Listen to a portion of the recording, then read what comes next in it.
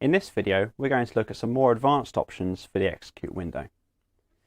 So, I've got another page of the execute grid open here, and I'm just going to set a grid size again of 10 by 10. And whereas in the previous video we recorded some cues to the execute grid and copied some cues over, we're going to look at more sort of for busking now. So what I'm going to do is copy over some groups and palettes to the execute window.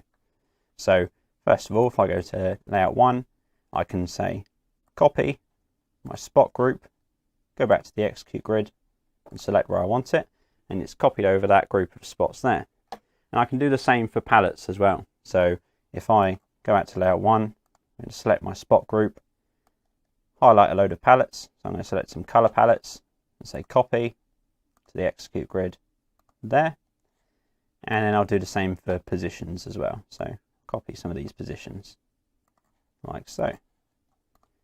So I've now copied over that spot group and some positions and colors, and this is going to be really useful for busking. So instead of having these in a separate position and color window, I can layer these out exactly as I want them.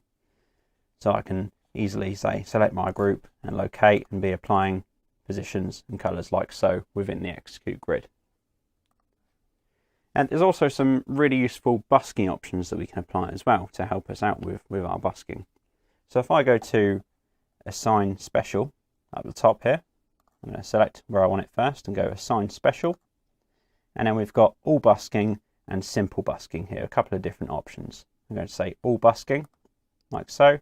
And it gives us a few times and effects and a tap to time button as well, which are going to be really useful for busking. So if we don't want anything, we can remove it as well. If I say press remove and select say parts 4, I don't want that, and that's gone like so.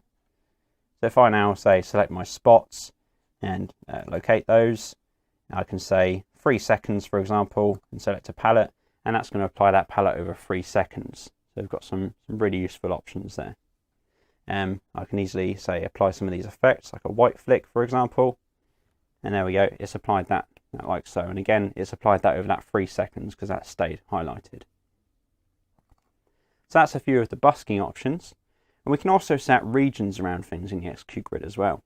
So how I'd do this is I'd highlight wherever I want a region around, so I'm going to highlight this group and everything here, and I'm going to say set region here. And once I've done it, you see I get a thick white line around the edge here to show that all this is within a region.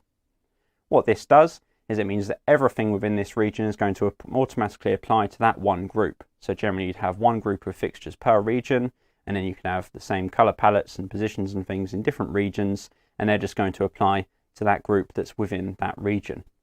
So I can just automatically apply things like so, and it's just going to apply to those spots that are within that region. Another great use for regions is solo items. So if I copy over a couple of cues, say copy beam tilt there, copy wash tilt there,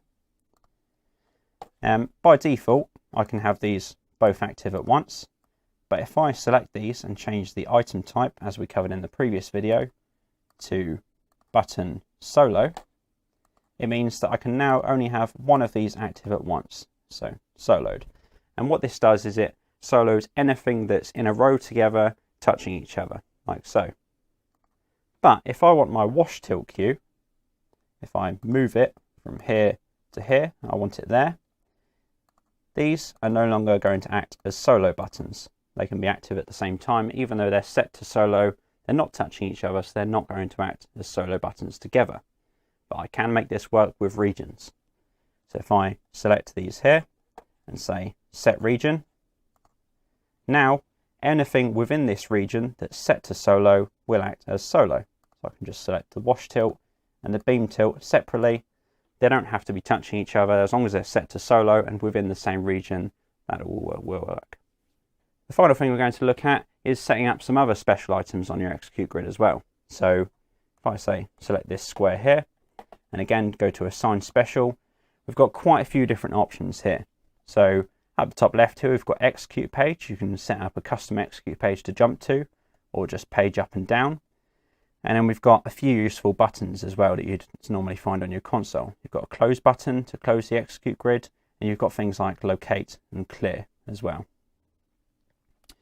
Under timecode and clock, we've got a few different options here. So I can say select timecode, and this will display the current timecode value. I'm not currently running any timecode, so it's at 0 currently. Again, back to assign special. Under timecode and clock, I can also set either a 24-hour or 12-hour clock on there. There we go. We can view the clock on the execute grid. Back to assign special again. We've got a few more options here. We've got some macros like lamp on, reset, and lamp off for our fixtures.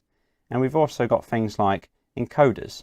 So I can say select encoder, and I'm going to set an attribute encoder on my execute grid. And what this does is it gives us an encoder to control a particular attribute of our fixtures.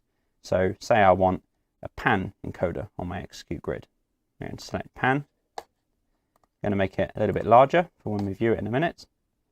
And if I now go to view execute, select my spots, locate those and put them in a position, I can now use this pan encoder to adjust the pan of those fixtures. So you can assign various different attribute encoders around your execute grid.